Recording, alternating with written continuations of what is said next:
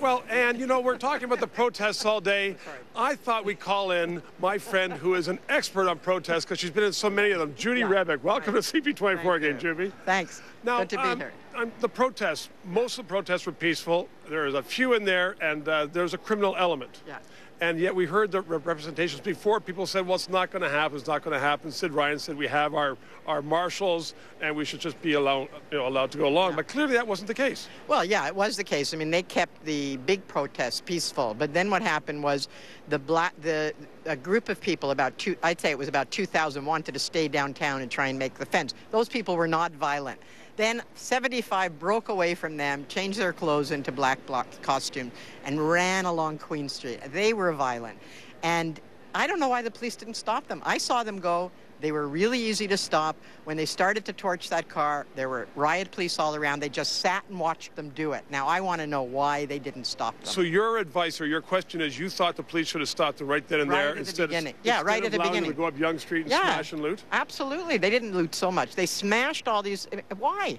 Like, they were completely accessible to they had about 1,000 riot police down there, and those 75 black bloc could have been arrested easily without hurting anybody else. They waited until they were in the middle of crowds up at Queen's Park, down at Novotel, down at King and Bay, and then they arrested 500 people who had nothing to do with the violence, nothing to do with it. Judy, do you think that the police were concerned about the charge of police brutality, which is what is being leveled against them today?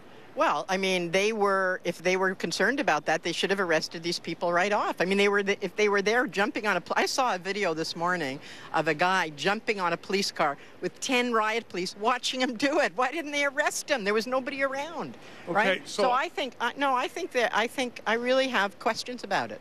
Okay, so most of the protests, as you say, 99% of the protesters were fair. Everybody, we heard Chief Blair saying that's their right. Yeah. They could do it. He bent over backwards to allow it. Do you think he bent over backwards too much in allowing these other ones to get out of hand? No, I think that he's equating the people. There's two kinds of things that happened last night. One was violence, right? Yep. The other was people who wanted to go down to the fence, who didn't think the police had a right to keep them at Queen Street. They were peaceful, but they were militant, and they didn't listen to the police.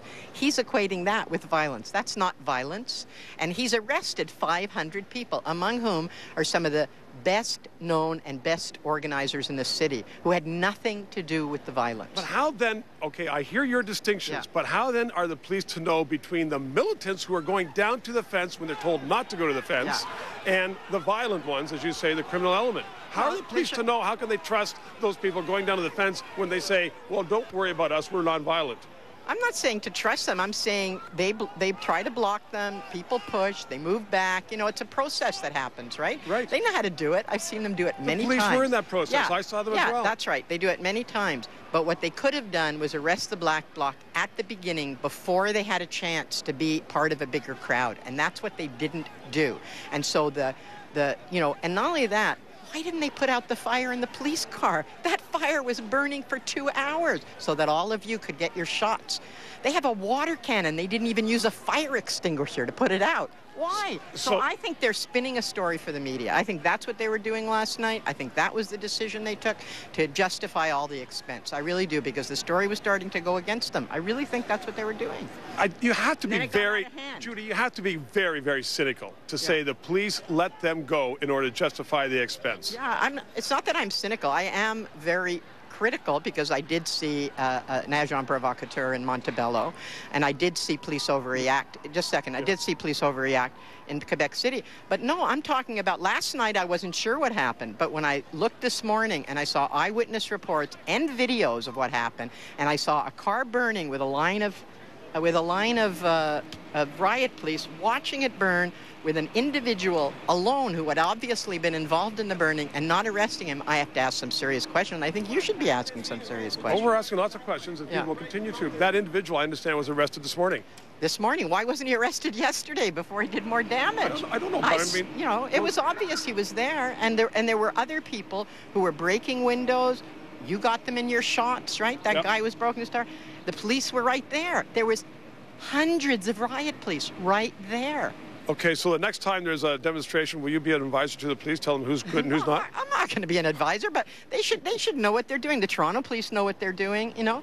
I don't know what's going on. Like, all I know is if they didn't know They claim they didn't know what the black bloc was doing, which I also don't believe, because I know they had informers. Yep. And then even if they didn't know, I think they're incompetent then. They're either incompetent or they're up to something. We'll get to the bottom of it at CP24 with your help. Judy Rebick, thank you very, very much for joining us. Thank you. Okay, Ann, back to you. Well,